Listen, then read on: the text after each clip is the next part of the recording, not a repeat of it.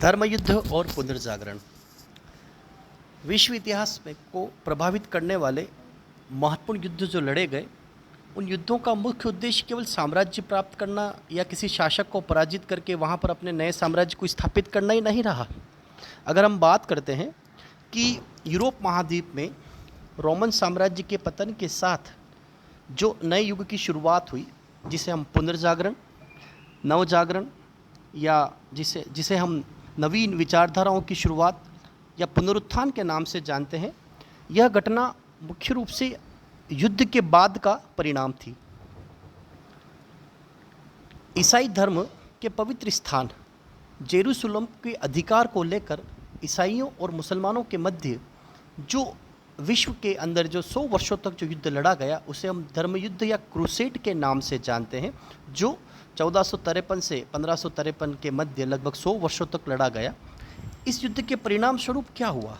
इस युद्ध के परिणाम स्वरूप यूरोप महाद्वीप जो रोमन्स साम्राज्य या ईसाई धर्म को मानने वाले शासकों का स्थान रहा था, बाइजेंटाइन जिसे हम कहा करते थे, जिसकी पुरानी राजधानी कस्तूनिया हुआ करती थी, तथा एशिया महाद्वीप के तुर्क, पूर्वी एशियाई देशों के जो शासक थे, जिन्हें हम तुर्क, मंगोल और पूर्वी एशियाई देशों में भारत का साम्राज्य भी आया करता था। तो अगर हम तुलना करते हैं कि जिस समय में यूरोप महाद्वीप में रोमन साम्राज्य का बाइजेंटाइन साम्राज्य था, कस्तूनिया जिसकी राजधानी थी, और उसी के समानांतर एशिया महाद्वीप में तुर्क, मंगोल और भारतीय सभ्यता संस्कृति उस समय में विकसित हो रही थी। उनमें अंतर क्या था? अंतर था कि यूरोप महाद्वीप रोमन्स शासकों के नियंत्रण में अंधकार युग में जी रहा था, जहाँ पर नवीनता का विकास नहीं था, अंधकार में डूबा हुआ था, और उसे पूर्वी देशों के उपलब्ध ज्ञान की जानकारी नहीं थी जो अरब, तुर्क और भारतीयों की नई सभ्यता और संस्कृति के साथ में था। इसका प्रभाव क्या पड़ा? पहली बार रोमन्स साम्राज्य में ईसाई धर्म के प्रचारक जो थे, उन्होंने केवल अपने धर्म ग्रंथों का अपनी इच्छाओं के अनुरूप उसकी व्याख्या करते हुए वे रोमन साम्राज्य को बनाए रखना चाहते थे। परंतु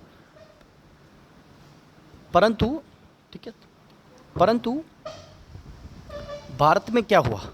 भारतीय सभ्यता संस्कृति, अरब और मंगोलों की जो सभ्यता और संस्कृति जो थी वो विकसित थी, संपन्न थी, परंतु अंतर जो था वो ये था कि तुर्क और मंगोल इस्लाम धर्म का प्रचार यूरोप महाद्वीप में करना चाहते थे, जिसका परिणाम यह हुआ कि धर्म युद्ध जो लड़ा गया उसका मूल उद्देश्य भी यही था कि जेरूसलम पर मुस्लिम तुर्कों का, सेल्जूक़ तुर्क जिन्हें कहा जाता था, उनका अधिकार व नियंत्रण स्थापित किया जाए। इसी को लेकर के जो 200 वर्षों तक जो युद्ध लड़ा गया, अब 200 वर्षों तक लड़े जाने वाले युद्ध का प्रभाव क्या पड़ा? क्योंकि यह युद्ध, पहली बात तो ये कि यह युद्ध यूरोप महाद्वीप के कस्तूनिया या बेंजेटाइन साम्राज्य पर लड़ा गया, जिसके पास में रोमन साम्राज्य की राजधानी इटली या वर्तमान इटली या रोम स्थित था, और ये यूरोपीय देशों की धरती पर लड़ा गया।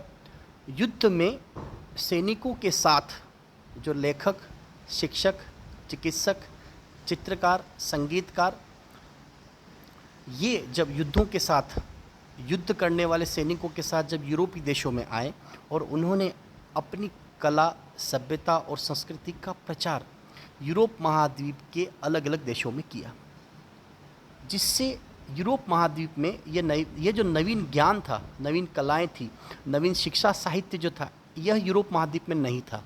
क्यों नहीं था?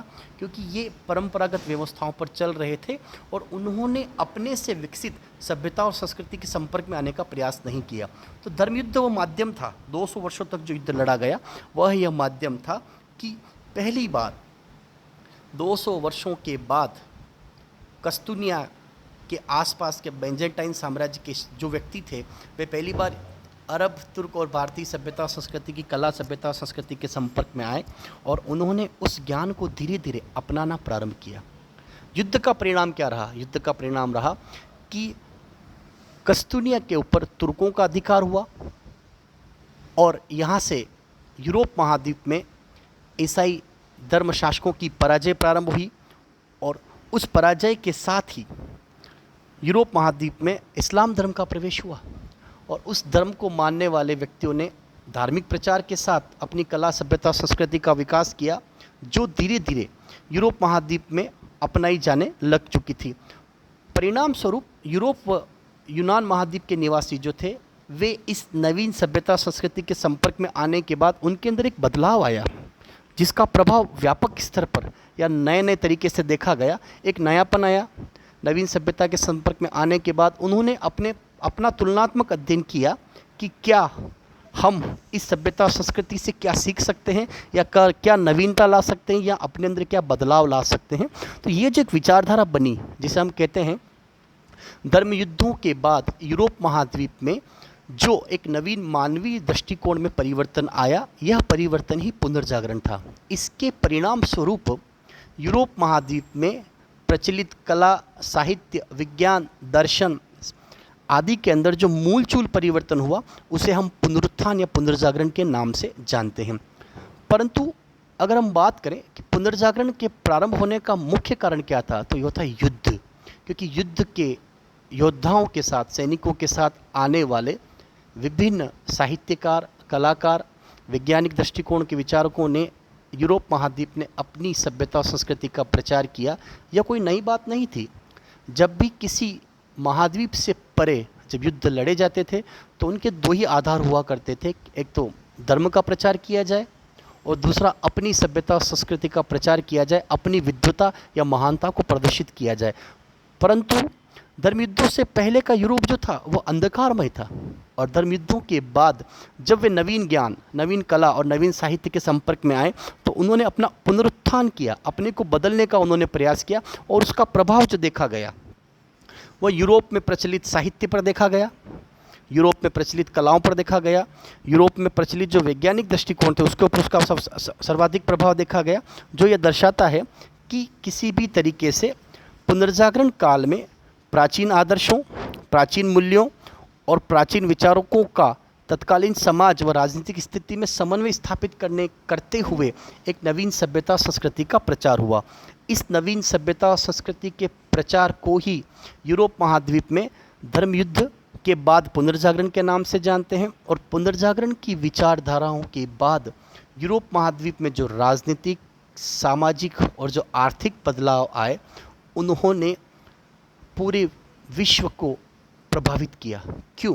क्योंकि पुनर्जागरण काल के बाद जो राजनीतिक परिवर्तन आए, उन राजनीतिक परिवर्तन को हम राष्ट्रीय राज्यों के उदय के नाम से जानते हैं। राष्ट्रीय राज्यों के उदय के बाद जो आर्थिक परिवर्तन आए उसे हम उपनिवेशवाद या वाणिज्यवाद के नाम से जानते हैं। और जो सामाजिक और धार्मिक परिवर्तन आए उसे हम ईसाई धर्म में पहली बार जो धर्म सुधार आंदोलन हुआ, जिसकी वजह से परंपरागत ईसाई धर्म जो था वह दो भागों में बटा, कैथोलिक और प्रोटेस्टेंटवाद। ये जो परिवर्तन था ये इसकी शुरुआत यूरोप महाद्वीप में हुई, परंतु इसका मुख्य कारण था धर्म युद्ध के बाद होने वाला पुनर्जागरण। तो थर्ड ईयर हिस्ट्री में जो सिलेबस है या जो टॉपिक्स हम लोगों को पढ़ने हैं, उनका मूल जो है, उसकी शुरुआत जो है वो पुनर्जागरण है। क्यों?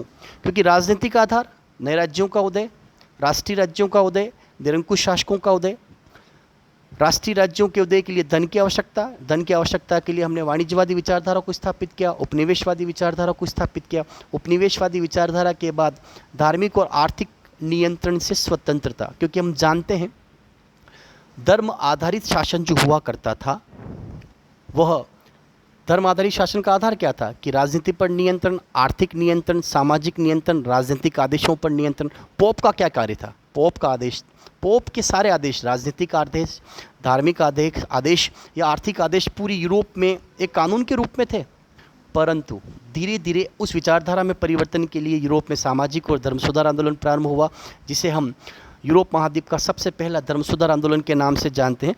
तो यहाँ यह कहना उचित है कि पुनर्जागरण काल के बाद जो यूरोप महाद्वीप में जो परिवर्तन आए, राजनीतिक क्षेत्र में परिवर्तन, आर्थिक क्षेत्र में परिवर्तन, सामाजिक और धार्मिक क्षेत्र में परिवर्तन, उन्होंने यूरोप के इतिहास का निर्धारण किया। ओके।